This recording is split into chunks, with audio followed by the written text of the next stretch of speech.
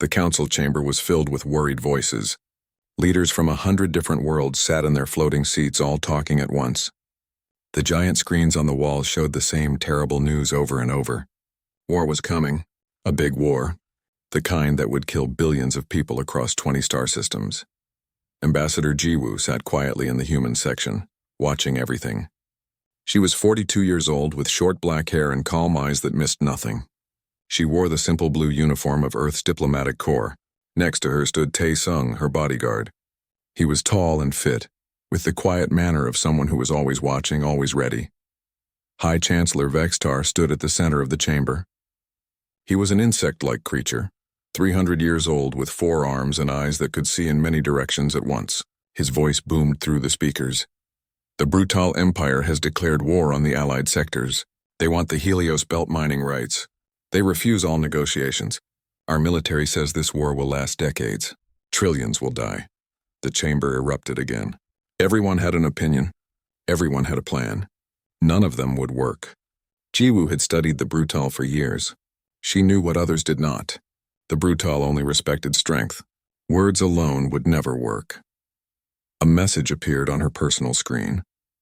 She was being summoned to a private meeting. Jiwoo stood smoothly and walked toward the exit. Tae-sung followed 2 steps behind, as always. He never spoke unless necessary. He never drew attention to himself. That was his job. The private chamber was small and dark. Only the most important council members were there. Vextar looked at Jiwoo with all his eyes.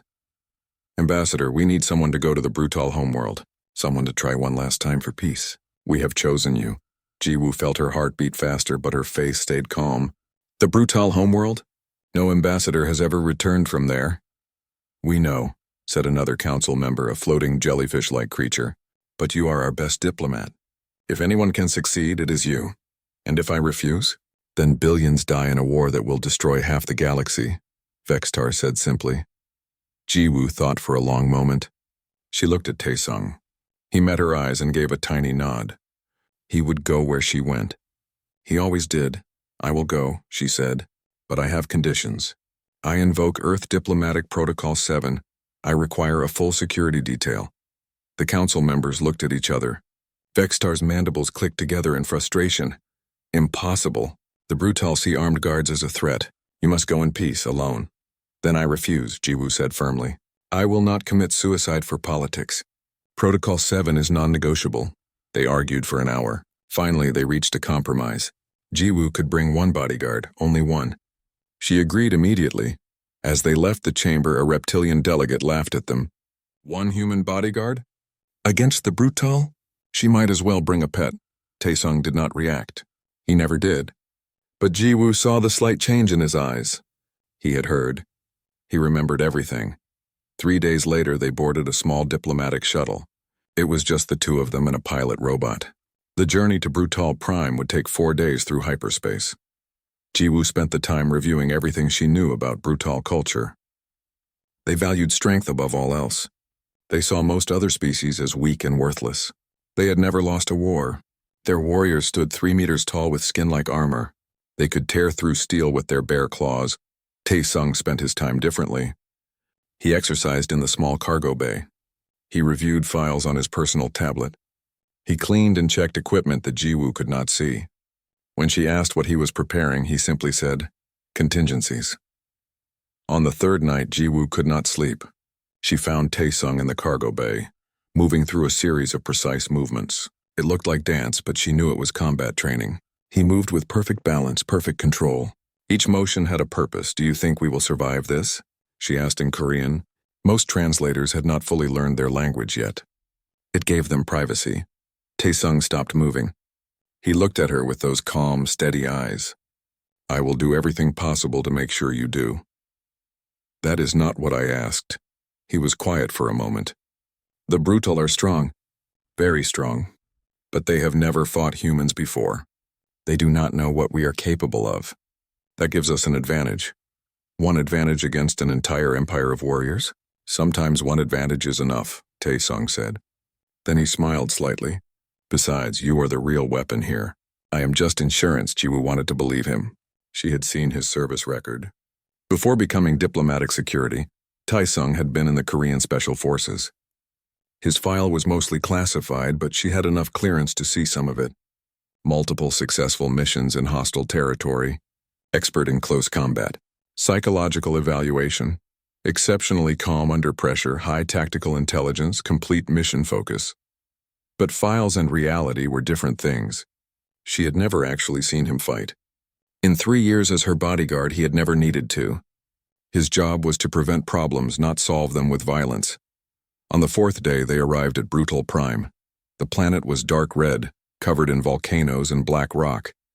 The cities looked like fortresses. Everything about it said danger. The shuttle descended toward the War Palace, the center of Brutal government. It was a massive building carved from a mountain of black volcanic stone. Weapons platforms surrounded it. Thousands of warriors moved through the courtyards.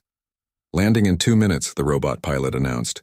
Jiwoo put on her formal diplomatic robe. Taesung checked his uniform one last time. He wore no visible weapons, no armor. Just the standard diplomatic security uniform. He looked completely unprepared for what was waiting below. "Are you ready?" Jiwoo asked. "Always," Taesung replied. The shuttle touched down on a landing platform. The doors opened. Heat and the smell of sulfur rushed in. Jiwoo stepped out first. Taesung followed exactly 2 steps behind.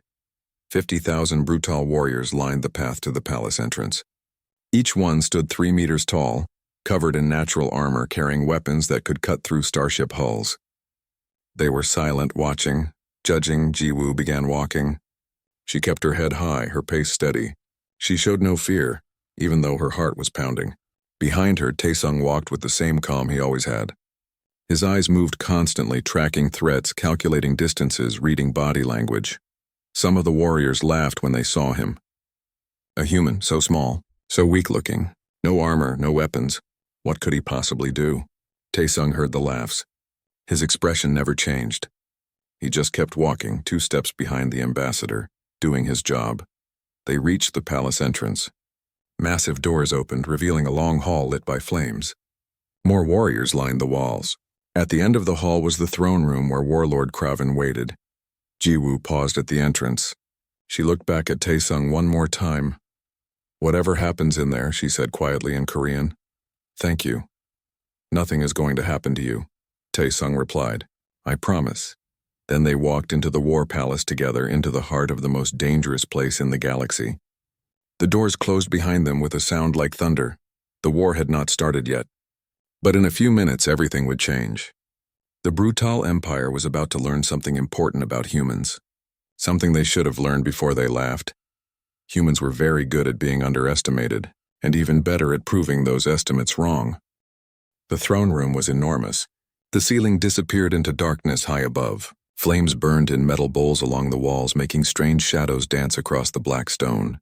The temperature was 45 degrees Celsius, deliberately kept hot to make visitors uncomfortable. Jiwoo felt sweat on her back, but she did not wipe it away. That would show weakness. Instead, she walked steadily across the long floor toward the throne. Taesung stayed 2 steps behind her, his face showing nothing. Warlord Kraven sat on a throne made from pieces of destroyed starships. Ships he had conquered, pieces of enemies he had defeated. He was massive, even for a Brutal. Nearly 4 meters tall, with scales like black metal and eyes that glowed red in the firelight. His claws could punch through armor plating. Around him stood 30 warriors, his elite guard. Each one was a veteran of 100 battles. Each one had killed more enemies than Jiwoo could count. They watched the 2 humans approach with weapons ready and expressions that said they hoped for violence. Jiwoo reached the base of the throne and stopped. She did not bow. Bowing was seen as submission in Brutal culture. Instead, she placed her right hand over her heart in the gesture of respect between equals. "Warlord Kraven," she said, her voice steady and clear. "I am Ambassador Jiwoo of Earth. I come to speak of peace." Kraven looked down at her the way someone might look at an insect. His voice was like grinding stones. "Peace? The Allied sector sent a human to speak of peace? You who have been in the stars for barely 15 years? You who have no great fleets or armies? I come as a neutral mediator," Jiwoo replied. "Earth has no claim to the Helios belt. We have no reason to favor either side. That makes us perfect to help find a solution." Kraven laughed. The sound echoed through the throne room. His guards laughed with him. There is no solution except our victory, Craven said. The Helios belt is ours by right of strength. The Allied sectors are weak. They will surrender or they will die. Jiwoo had expected this. She pulled out a data tablet and brought up her proposal. If you would review Earth's mediation plan, you will see benefits for both sides.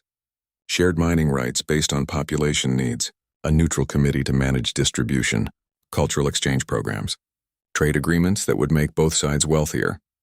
She uploaded the proposal to the throne room's display system. Charts and numbers appeared on the walls, showing how both sides could profit from cooperation instead of war. Craven did not even look at them. Pretty numbers, pretty words.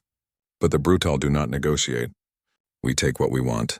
We have done this for 10,000 years. We will not stop now because a small human female asks us nicely. He stood up from his throne. His shadow covered Jiwoo completely. I will tell you what I told the last ambassador who came here. Strength is the only language we understand, the only language we respect. He gestured to his guards with one massive claw. Look at them. 30 of the finest warriors in the galaxy. Each one could tear apart a combat mech with their bare hands, and you bring one human male as your security. Craven walked down the steps from his throne until he stood right in front of them. He leaned down, his face close to Jiwoo's. Your bodyguard is smaller than my arm. He carries no weapons. He wears no armor. This is an insult to me and my warriors. Tae-sung still had not moved. His hands were relaxed at his sides. His breathing was steady, but Jiwoo could feel the slight change in his stance. He was ready for anything. Craven straightened up and walked around them slowly like a predator circling prey. But I am not completely unreasonable. I will give you one chance to earn my respect, Ambassador. One chance for your pretty words to mean something. He stopped and pointed at Tae-sung. Let your bodyguard face one of my warriors in ritual combat. 5 minutes. If he survives for 5 minutes, I will look at your proposal. I will consider your words. The elite guards moved closer, eager. They wanted this. Jiwoo felt her stomach drop. She had studied ritual combat. It was a fight to unconsciousness or death. No rules, no mercy. No human had ever survived one. And if he does not survive? Jiwoo asked, her voice still calm even though her mind was racing. Craven smiled, showing rows of serrated teeth. Then you leave here in a body bag next to him, and the galaxy learns why the Brutal Empire does not fear the Galactic Council or their little human pets. Jiwoo started to speak, started to refuse. This was not why they came here. This was murder, not diplomacy. Then Tae-sung stepped forward. I accept, he said. Jiwoo turned sharply. Corporal, Tae-sung looked at her. In his eyes she saw complete calm. Complete confidence. Ambassador, he said in Korean, speaking so only she could hear. This is what they understand. This is how we get them to listen. Trust me, she wanted to argue, wanted to pull rank and order him to stand down, but she had learned to trust his judgment in 3 years. He had never been wrong about security matters, never. She took a deep breath. 5 minutes. Then you will hear our proposal. Agreed, Craven said. He clapped his hands together. The sound was like thunder. The floor of the throne room split open down the middle. Machinery hummed. A circular combat pit rose up from below, 20 meters wide, surrounded by energy shields. The shields would trap anyone inside until the fight was over. Craven walked to the edge of the pit. I choose my champion. Gorax, come forward. One of the elite guards stepped out from the group. He was 3.2 meters tall, the biggest warrior Jiwoo had seen yet. His arms were thick as tree trunks. Scars covered his armor from old battles. In his right hand he carried a plasma blade that glowed blue-white and hummed with energy. His claws on his left hand were each as long as knives. The crowd of warriors that had followed them into the throne room started chanting. Gorax, Gorax, Gorax. They stamped their feet. The whole room shook. Gorax jumped down into the pit and roared. The sound made Jiwoo's ears ring. He raised his plasma blade above his head. I am undefeated in 200 matches. No opponent has lasted more than 1 minute against me. This will be my fastest kill yet. The warriors roared their approval. Tae-sung walked to the edge of the pit. He looked down at the combat area, calculating. Then he began removing his jacket. He folded it carefully and handed it to Jiwoo. Hold this, please, he said politely. Under his jacket he wore only a simple black shirt. No armor, no hidden weapons. Nothing but cloth and his own body. He climbed down into the pit. The energy shields activated with a crackling sound, trapping him inside with Gorax. The size difference was shocking. Gorax was twice Taesung's height and probably 4 times his weight. One hand of the brutal warrior was bigger than Taesung's head. Gorax laughed. "Where are your weapons, little thing? Did you forget them?" Taesung moved to the center of the pit. His movements were precise and economical.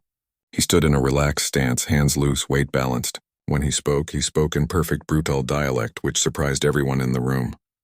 "I do not need weapons," he said calmly. "This will be over quickly." The throne room exploded with laughter. The warriors thought it was the funniest thing they had ever heard. This tiny human thought he could defeat Gorax quickly. Even Craven was smiling. "I almost feel sorry for you, human. You are either incredibly brave or incredibly stupid." Taesung did not reply. He just waited. Craven raised one massive hand. The room fell silent. The rules are simple. Fight until one cannot continue. 5 minutes on the clock, begin! He dropped his hand. Gorax charged immediately. He was fast for something so big. The plasma blade came down in an arc meant to cut Taesung in half from shoulder to hip. A killing blow. No mercy. Taesung moved forward into the attack instead of away from it. What happened next took 1.4 seconds. Taesung's hand shot out and struck Gorax's wrist at a precise point. The warrior's arm went suddenly limp. The plasma blade fell from his useless fingers and clattered on the floor. Before Gorax could react, Taesung's other hand struck the warrior's knee joint. Not the armored front, but the exposed ligament gap on the side, a place no one should know about, a place that should not be vulnerable. Gorax's leg buckled. Taesung pivoted behind the falling warrior. He jumped, using Gorax's own back as a stepping stone. At the peak of his jump, his elbow came down on a spot at the back of Gorax's skull. Another precise point. Another place where the armored hide was thinnest. Gorax crashed face first onto the floor. He did not move. He was unconscious. 1.4 seconds from charge to defeat. The throne room was completely silent. No one moved. No one breathed. Taesung straightened his shirt and looked up at Craven. "Next opponent," he said. The silence in the throne room was absolute. 50 elite guards stood frozen. Craven stared at the unconscious form of Gorax in the pit. His best warrior. Undefeated in 200 matches. Now lying face down after 1.4 seconds. "What did you do?" Craven's voice was barely a whisper. Taesung stood calmly in the center of the pit. "I won. 5 minutes remain on the clock." "Next opponent, or do you accept that humans deserve respect?" The insult hit like a physical blow. In brutal culture, defeating a champion should earn immediate honor. Asking for another fight was saying the first was too easy. It was a challenge to the entire empire. Craven's face darkened with rage. His claws extended fully. "You dare mock us?" "I dare request what was promised," Taesung replied. "You said 5 minutes. I have barely used 2 seconds." Several guards moved toward the pit, but Craven held up his hand. His mind was working. Something was very wrong here. Humans were supposed to be weak, fragile. This one had just defeated Gorax using techniques that should not exist. He had struck points that should not be vulnerable. "How did you know where to strike him?" Craven demanded. "I studied," Taesung said simply. Craven made a decision. "Raktan! Formis! Both of you together." 2 more elite guards jumped into the pit. This violated ritual combat rules, but Craven was beyond caring about rules now. These 2 warriors were smaller than Gorax, but faster. They were known for their teamwork. They had fought together for 20 years. They circled Taesung from opposite sides, not charging blindly like Gorax had. They were being smart, professional. Raktan feinted left. Vormis attacked right. Their timing was perfect. Taesung moved like water. He stepped into Raktan's feint, catching the warrior's arm. He used the momentum to spin, redirecting Raktan's own force. The warrior stumbled forward, directly into Vormis's attack path. Vormis's claws caught Raktan across the face instead of hitting Taesung. Before either could recover, Taesung was already moving. His foot swept Vormis's legs. As the warrior fell, Taesung struck a nerve cluster under his arm. Vormis went limp. Raktan roared and swung wildly. Taesung ducked under the swing, stepped inside the warrior's guard, and delivered 3 rapid strikes. Wrist, elbow, neck. Each hit was precise. Surgical. Raktan fell beside his partner. 15 seconds total. The watching warriors were no longer laughing. They were leaning forward, trying to understand what they were seeing. This was not luck. This was skill. Terrifying skill. Jiwoo stood at the edge of the pit, holding Taesung's jacket. Her face showed no emotion, but inside she was amazed. She had known he was good. She had not known he was this good. Kraven was on his feet now. How? How does he know our anatomy? How does he move like that? Jiwoo spoke up, her voice carrying clearly. Humans study, Warlord. We prepare, we adapt. You thought my bodyguard came here unprepared? He has been studying brutal physiology for 6 months. Bone structure, nerve clusters, muscle attachment points. He knows your bodies better than you do yourselves. Impossible, Kraven said, but his voice held doubt. Is it? Jiwoo gestured to the 3 unconscious warriors. The evidence is right there. Kraven's rage overcame his caution. He signaled again. All of you. 5 at once. Bring him down. 5 more elite guards jumped into the pit. These were true veterans, scarred from countless battles. They did not underestimate Taesung. They came at him from all directions at once, weapons ready, working together. Taesung did not wait for them to coordinate. He attacked first. What the Brutal did not understand about humans was this: they were endurance predators.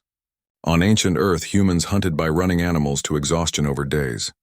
Modern humans had trained that same relentless efficiency into combat. Taesung moved through the 5 warriors like a blade through silk. Every motion had a purpose. Nothing was wasted. He used their size against them, staying too close for their long reach to work properly. He used their aggression against them, redirecting their attacks into each other. When one warrior tried to grab him, Taesung used the warrior's own arm as a lever, throwing him into 2 others. When another swung a blade, he dodged by millimeters, letting the blade cut the warrior's own partner. He struck nerve clusters that dropped arms instantly. He kicked knee joints that folded legs like paper. He was not stronger than them. He was smarter, faster in mind if not always in body. He saw patterns, predicted movements 3 steps ahead, found vulnerabilities that the Brutal did not know they had. 30 seconds after it began, all 5 warriors were unconscious on the ground. Taesung was breathing harder now, but still controlled, still ready. He looked up at Kraven. 2 minutes have passed. I can continue. The throne room erupted into chaos. Warriors were shouting. Some wanted to join the fight. Others were arguing about what they had just seen. The elite guards looked at each other uncertainly. If 5 of them could not defeat 1 human, what did that mean? Kraven raised his hand for silence. When it came, his voice was cold. You fight well, human. Better than I believed possible. But you are 1. I have 30 elite guards here. Thousands more in my palace. Millions across my empire. He stepped to the edge of the pit. If you are so confident, then fight all 30 of my elite guards together right now. The room fell silent again. Even the most bloodthirsty warriors understood what this meant. 30 against 1 was not combat. It was execution. No one could survive that. Jiwoo started to speak, to protest, but Taesung cut her off with a gesture. Before I answer, he said, looking directly at Kraven, let me tell you something about humans, Warlord. We evolved on a death world, a planet where everything tried to kill us. Predators with claws and teeth, diseases, weather that could freeze or burn us. We had no armor, no natural weapons. We were weaker than almost everything else. He paused, letting that sink in. So we became smarter. We learned to study our enemies, to find their weaknesses, to work together, to never give up. We did not survive by being the strongest. We survived by being the most adaptable, the most determined, the most willing to do whatever it takes. Taesung's voice hardened. You ask if I can fight 30 warriors? Alone? Probably not. I am good, but I am not invincible. If all 30 attack me at once, I will likely fall. Kraven smiled, thinking he had won. But, Taesung continued, I will take at least 10 of them with me. Maybe 15. Your best warriors, dead or permanently injured, because I know exactly where to strike to cause maximum damage, and I will not hold back anymore. He let the threat hang in the air. So ask yourself, Warlord, is proving your warriors can kill 1 human worth losing half your elite guard? Is your pride worth that cost? For the first time, Kraven hesitated. He was a warlord, a conqueror, but he was not stupid. His elite guard were valuable. They took years to train, decades to become what they were. Losing even 1 was a significant cost. Losing 10 or 15, and, Jiwoo added from above, ask yourself this. If 1 human can do what you just witnessed, what could Earth's entire military do? We have been in the galaxy for 15 years. We have been quiet. We have focused on diplomacy and trade. You assumed this meant we were weak. She walked closer to the edge of the pit. We were not weak. We were being careful. We were learning, studying, preparing. Just like my bodyguard studied your species before coming here. She gestured to Tae-sung. He is one soldier. Earth has millions like him, some even better. We have weapons you have not seen, technologies we have not shared. We have been underestimated by every species we have met. We prefer it that way. Craven looked from Jiwoo to Tae-sung and back. His mind was racing. Calculations, assessments. The Brutal Empire had never lost a war because they were careful about which wars they fought. They only attacked when victory was certain. But nothing about this was certain anymore. How many soldiers like him does Earth have? Craven asked quietly. Enough, Jiwoo replied. More than you want to fight. It was a bluff. Earth's military was small compared to galactic powers. But Craven did not know that. All he knew was what he had seen in the last 3 minutes. The throne room was silent. Every warrior watched their warlord. Every guard waited for his decision. The war between the Brutal Empire and the Allied sectors hung on his next words. Craven looked at his unconscious warriors in the pit. 8 of his best, defeated by 1 human in 3 minutes. He looked at Tae-sung, still standing ready, barely breathing hard. Then he raised his hand high. Ceasefire, he declared, his voice ringing through the chamber. The Brutal Empire will negotiate with the Allied sectors. And with Earth. He looked at Jiwoo. Deactivate the pit. Return your bodyguard. We will discuss your proposal. All of it, the energy shields dropped. Medical teams rushed in to help the unconscious warriors. Tae-sung climbed out of the pit and walked back to Jiwoo. She handed him his jacket without a word. He put it on carefully, smoothing it down. Then he resumed his position 2 steps behind her, hands at his sides, face calm, as if nothing had happened, as if he had not just ended a galactic war in 3 minutes and 17 seconds. Jiwoo allowed herself the smallest smile. Shall we begin negotiations, warlord? Craven nodded slowly. For the first time in his 300-year life, he felt something he had never felt before when meeting another species. Respect, and perhaps a little fear. The throne room slowly emptied as medical teams carried away the unconscious warriors. The other guards watched in silence as their strongest brothers were taken to the medical bay. Some looked angry. Others looked thoughtful. All of them looked at Tae-sung differently now. Craven did not return to his throne. Instead, he walked to a side door and gestured for Jiwoo and Tae-sung to follow. Come, we will talk privately. They walked through dark corridors lit by flames. Guards stood at every corner watching them pass. Finally, they reached a smaller chamber. This room had a large table made of black stone. Maps and star charts covered the walls. Sit, Craven ordered, pointing to chairs. Jiwoo sat. Tae-sung remained standing behind her chair. His job was protection, and he would not compromise that for anyone. Craven noticed but did not argue. He called in 3 of his senior commanders. These were older warriors, scarred and experienced. They had seen many battles. They looked at the humans with new eyes. One commander, a female named Throck, spoke first. I must know something, human. Your soldier defeated our warriors, but he used no weapons. No armor, no technology. Just his body and his knowledge. Why? Jiwoo let Tae-sung answer. Because weapons can be taken away, he said. Armor can be broken. Technology can fail. But knowledge and training stay with you always. Humans learn to survive on a dangerous world with nothing but our minds and our determination. We brought those lessons to the stars. A death world?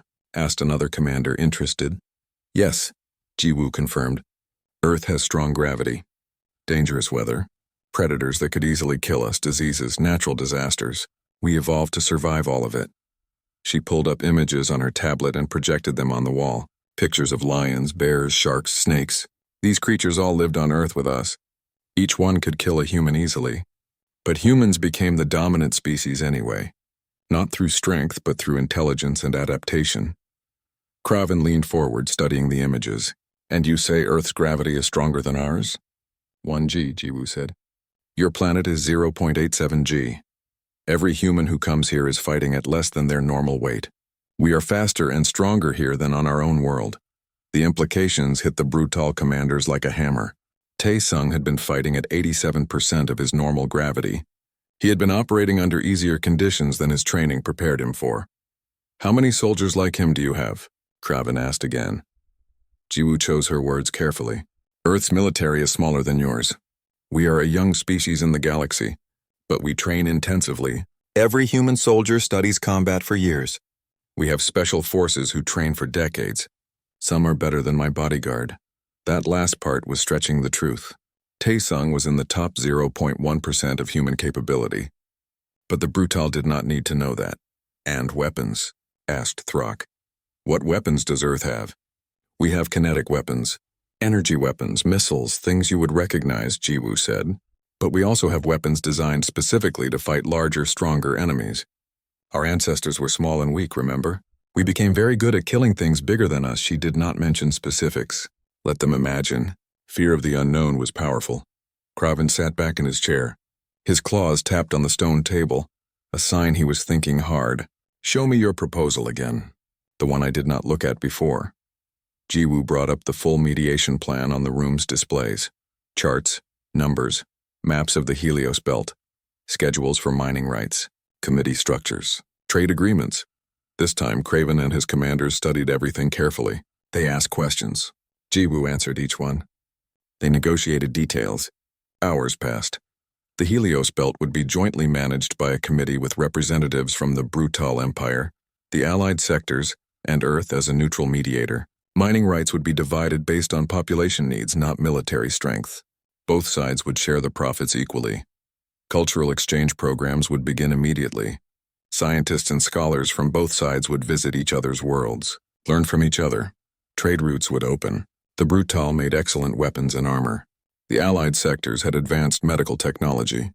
Earth had unique manufacturing techniques and agricultural methods. Everyone would benefit. A non-aggression pact between all parties. No military action for at least 50 years. Time for the peace to become normal. Kraven agreed to all of it, but then he added something unexpected.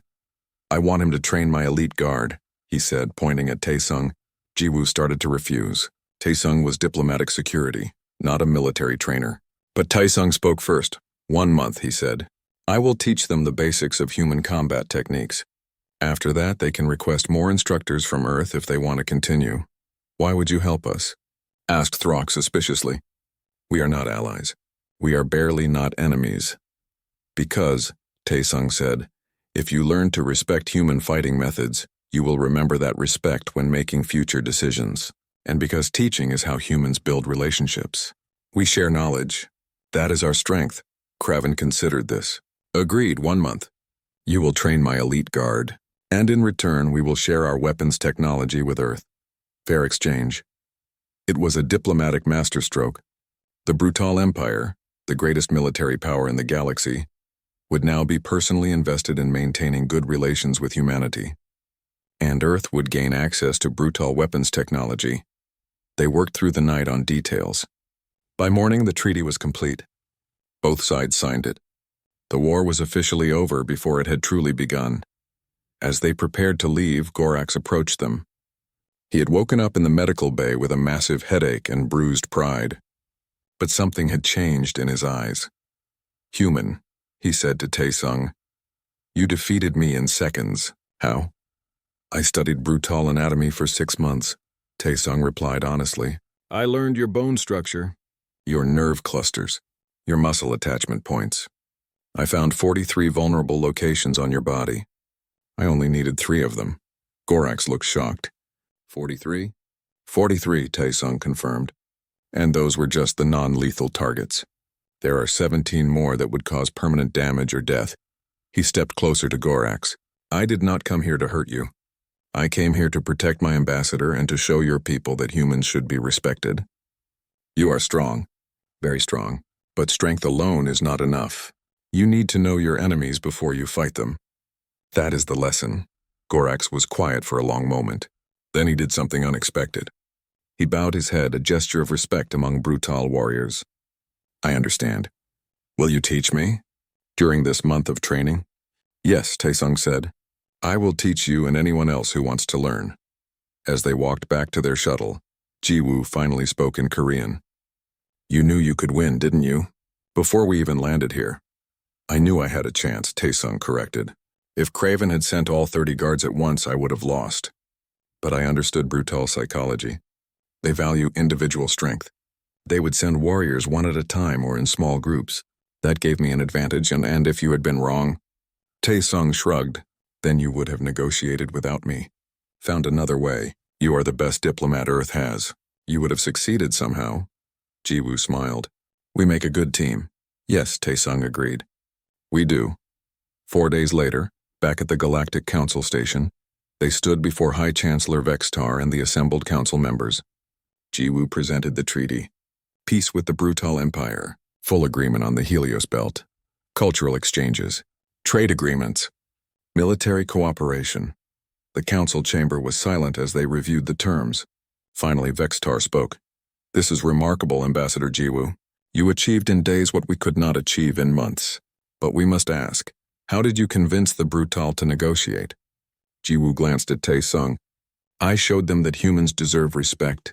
Sometimes Warlord Craven needed a demonstration of human capability before he would listen to human words. What kind of demonstration? Asked a council member. A cultural exchange, Jiwoo said carefully. The Brutal value strength. My bodyguard participated in their ritual combat to prove that humans, despite our small size, are not to be underestimated. Vexitar's eyes narrowed. And the result? The war ended in 3 minutes, Jiwoo said simply. The council members looked at each other, confused. 3 minutes? What did that mean? But a few of them, the ones who bothered to read the full mission report later, would understand. They would see the recordings from the throne room. They would watch one human soldier defeat 8 Brutal elite guards in 3 minutes, and they would realize something important. Humanity had been hiding in plain sight all along. Not weak, not helpless, just patient, waiting for the right moment to show what they could do. That moment had arrived. The galaxy would never look at humans the same way again. The council chamber was packed. Every seat was filled. Representatives from hundreds of worlds crowded the viewing galleries. News drones hovered near the ceiling, recording everything. The impossible had happened, and everyone wanted to hear how. High Chancellor Vextar called the session to order. Ambassador Jiwoo of Earth, please present your full report on the Brutal peace mission. Jiwoo stood at the center podium. Taesung stood 2 steps behind her as always. She activated the holographic display and began. She told them everything. The arrival at Brutal Prime, the meeting with Warlord Craven, the challenge of ritual combat, the 3 minutes that changed everything, the negotiations that followed, the final treaty. As she spoke, the recordings played on the giant screens. The council members watched Taesung defeat warrior after warrior. They saw the precision, the speed, the devastating efficiency. Many had never seen human combat before. They stared in shocked silence. When Jiwoo finished, the chamber exploded with noise. Everyone was talking at once, arguing, questioning. A Kolathi senator stood up, his forearms waving angrily. This is unacceptable. You were sent to negotiate, not to demonstrate military violence. She negotiated. A Vorta delegate countered. The combat was their ritual, their requirement. She adapted to Brutal culture and succeeded where we all failed. But she revealed human military capabilities. Another voice shouted. She changed the balance of power. Vextar raised his hand for silence. It took several minutes before the chamber quieted down. Ambassador Jiwoo, the council has concerns. You achieved peace, which is commendable, but you also showed the galaxy something we did not know about humanity. Many here are asking, what else have you hidden from us? Jiwoo had expected this question. We have hidden nothing, High Chancellor. Everything about human capabilities is in the public database. Our history of warfare is well documented. Our biological advantages from our high-gravity world are in scientific journals. Our training methods are not secret. She gestured to the data screens. The information has always been available. No one ever bothered to look. You saw our small size and assumed we were weak. You saw our diplomatic approach and assumed we had no military strength. You made assumptions based on incomplete observations. A military advisor from one of the warrior species stood. How many soldiers like your bodyguard does Earth have? Earth's population is 8 billion, Jiwoo replied. Our active military is approximately 100 million. Not all are as skilled as Corporal Taesung. He represents the top tier of human special forces. But all human soldiers receive years of training. All understand how to fight enemies larger and stronger than themselves. The numbers sent whispers through the chamber. 100 million trained soldiers, from a species that had been dismissed as unimportant. What weapons do you possess? Another delegate demanded. That information is classified, Jiwoo said firmly, as it is for every species here. We do not ask you to reveal all your military secrets. Do not ask us to reveal ours. But I will say this. Humans have been preparing for conflict since before we reached the stars. We hoped we would never need that preparation. But we are not naive. Vextar studied her carefully. Some council members feel threatened by this revelation. They worry that Earth might become aggressive, expansionist, use your capabilities for conquest. Then they have not been paying attention, Jiwoo said. Earth has been part of the galactic community for 15 years. In that time, we have started no wars. We have claimed no territory beyond our agreed borders. We have focused on diplomacy, trade, and cultural exchange. We could have revealed our military strength at any time. We chose not to because we prefer peace. She paused, letting that sink in. But we also will not be victims. We will not be bullied. We will not allow others to underestimate us to the point of making dangerous mistakes. What happened on Brutal Prime needed to happen. Warlord Kraven needed to see human capability before he would listen to human wisdom. That is not our fault. That is his culture. Thruk, who had come from Brutal Prime as part of their delegation, stood up. The Brutal warrior's presence surprised many. I can confirm everything the human ambassador says. We underestimated them. We saw small, soft creatures and assumed they were prey. We were wrong. She looked around the chamber. The human soldier defeated our best warriors with knowledge and skill. He studied us for months before arriving. He found weaknesses we did not know we had. That is not luck. That is not deception. That is proper military preparation. Any species that does not do the same is foolish. Another Brutal delegate spoke up. The Brutal Empire has signed a treaty with Earth and the allied sectors. We honor this treaty. We also request that other species learn from our mistake. Do not underestimate humans. Do not assume their small size means weakness. We learned this lesson. Learn it from our experience instead of your own failure. The chamber grew quieter. The Brutal were feared across the galaxy. If they respected humans, others would reconsider. Vextar made a decision. The Council will take a recess to discuss these matters. We will reconvene in 3 days with new recommendations for Earth status within the galactic community. Over the next 3 days, everything changed. The recordings of the combat spread across the galaxy. News networks played them constantly. Everyone had an opinion. Some species were frightened. Others were impressed. A few were angry that they had not noticed human capabilities sooner, but most were simply reassessing. Looking at humanity with new eyes, studying their history, reading their scientific papers, learning what they should have learned years ago. 6 species requested human bodyguards for their ambassadors. They wanted protection. They wanted to show they had human allies. They wanted others to think twice before threatening them. 12 species requested human military consultants. They wanted to learn human training methods, human strategy, human ways of defeating stronger enemies. 23 species requested cultural exchange programs. They wanted to understand human history, human philosophy, human psychology. They realized they had been ignoring a fascinating species. Taesung received hundreds of offers. Training positions, security directorships, military commands. He turned them all down. His job was protecting Ambassador Jiwoo. He liked his job.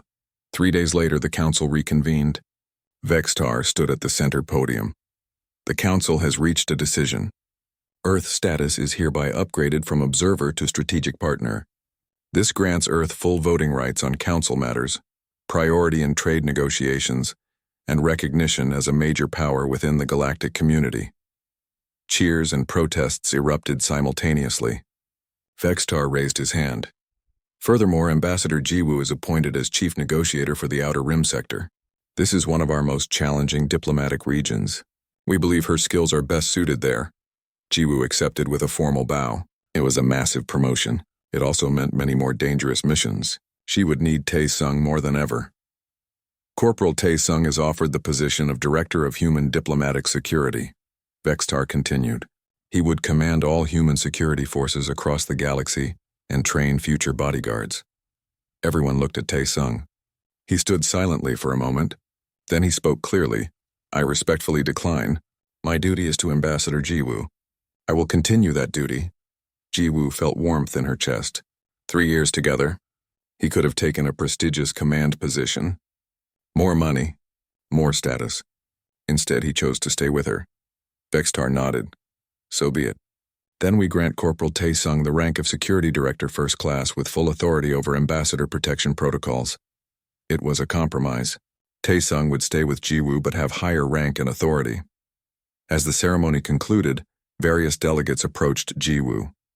Some wanted to congratulate her. Others wanted to discuss future cooperation. A few wanted to warn her that not everyone was happy about Earth's new status. She handled each conversation with practiced diplomacy. That evening, in her quarters on the station, Jiwoo and Tae-sung finally had a private moment. She poured 2 glasses of soju, the Korean alcohol they both enjoyed. It was expensive this far from Earth, but worth it. Did you know it would work? She asked, switching to Korean. On Brutal Prime, did you know you could win? Tae-sung thought carefully before answering. I knew I had advantages. I had studied their anatomy. I understood their psychology. I knew they would send warriors in small groups because of their culture. But there was still significant risk. If Craven had sent all 30 guards at once, I would have failed. How many could you have actually defeated? If they all attacked together? Honestly, maybe 5, perhaps 6.